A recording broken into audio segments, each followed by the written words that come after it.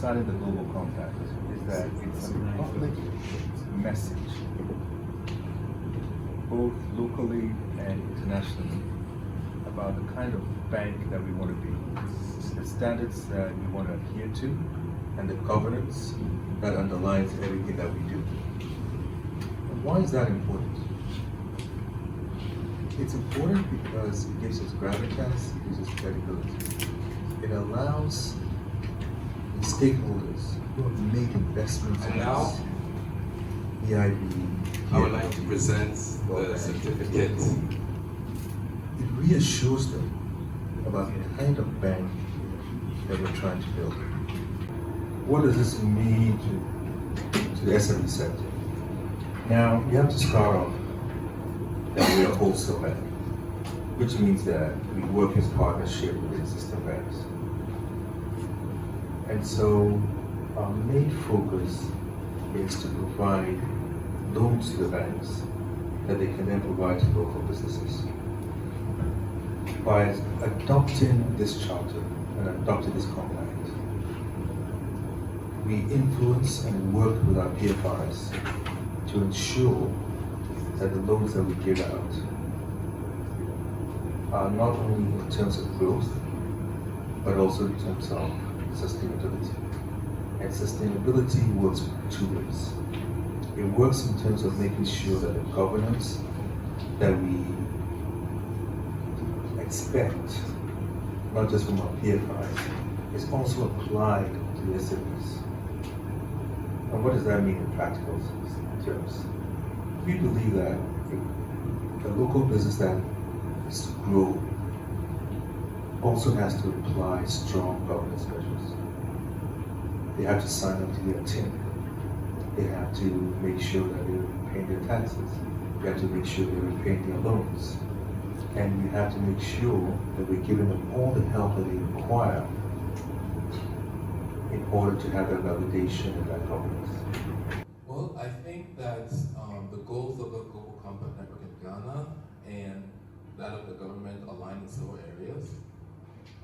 Definitely in areas of climate, definitely in areas of ocean sustainability, definitely in areas of anti-corruption. And so I think for us, we would definitely be interested in engaging with the government. Our mandate is more focused on the private sector, so it's about mobilizing the private sector. But also part of what we do is advocacy.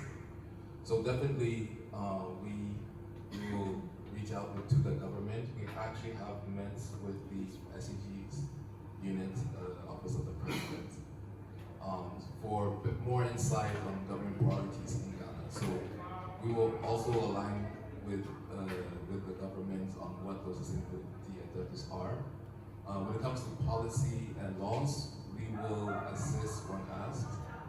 It's not something that we will, of course, impose on the government specific policies for legislation, but we are a resource for the government when it comes to the voice of the private sector on some of these matters. So we do require a contribution, an annual contribution to the Global Compact.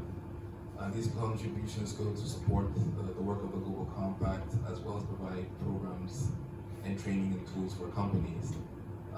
And this is based primarily on company size and revenue, so it varies from company to company. So we don't have any actual fixed fees, but it depends on the company size. In Africa, we are about 10 networks, and we are also planning on growing to about an additional 10 networks by the end of next year. By the end of 2024, we're looking at most of the countries in Africa having local networks.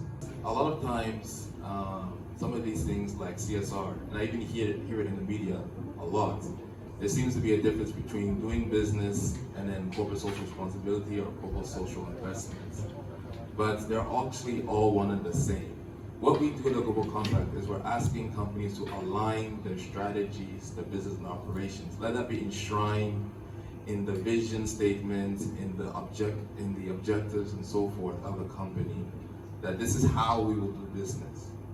So one of the benefits is that, first of all, you develop a remarkable reputation. You develop a reputation of trust, a reputation of transparency.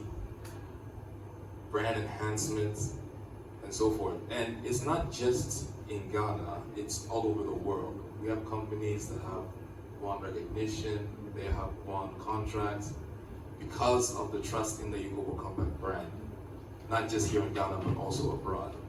So that's one of the benefits. The other benefits is that you have a much more stable labor force. We have different requirements, I wouldn't say requirements, but different policies when it comes to how you handle your labor force, how you handle women. And we have tools to help companies to improve in all these different areas. The information that we've gotten is that companies have better work cultures as a result, and they have become much better companies because they have a much more efficient labor force.